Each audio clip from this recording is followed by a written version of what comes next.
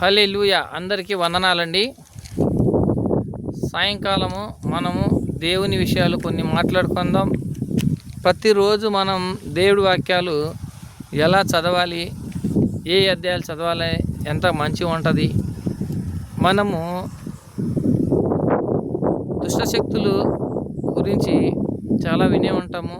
అవన్నీ మనలో నుంచి వెళ్ళాలంటే ఎట్లా, ఇతరులకు మనము చెడు అనిపిస్తున్నాం, వాటి నుంచి రక్షణ ఎలా పొందాలి, ఎన్నో తప్పులు జరుగుతున్నాయి, వాటి నుంచి మనము బయటికి రావాలి ఎట్లా, ఇవన్నీ చాలా ఉంటాయండి.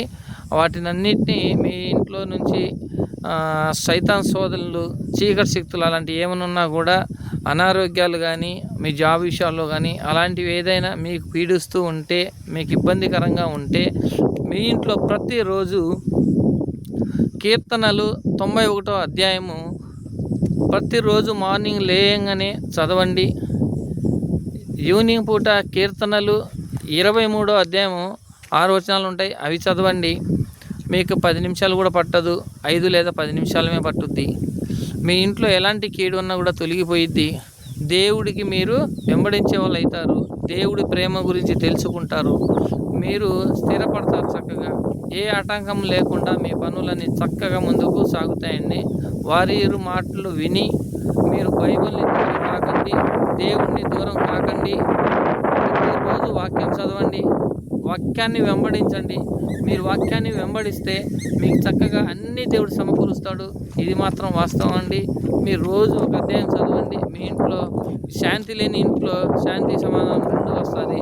స్థిరపడతారు, గట్టిగా బలపడతారు. మీకు రావాల్సిన రుణాలన్నీ వస్తాయి, కొనాల్సినవన్నీ కొనగలుగుతారు.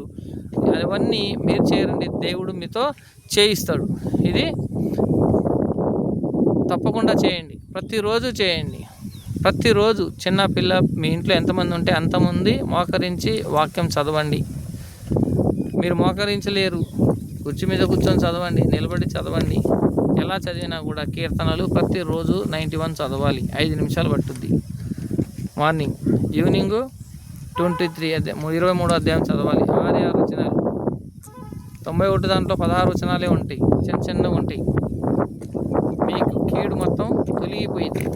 స్త్రీ కానీ పురుషులు కానీ ఎవరైనా సరే ఇది చదివిన వారి ఇంట్లో ఎలాంటి ఆటంకాలు, కీడున్నా, అనారోగ్యం ఉన్నా చక్కగా బలపడతారని మీకు ఈ వాక్యం ద్వారా తెలియజేయడం జరిగింది.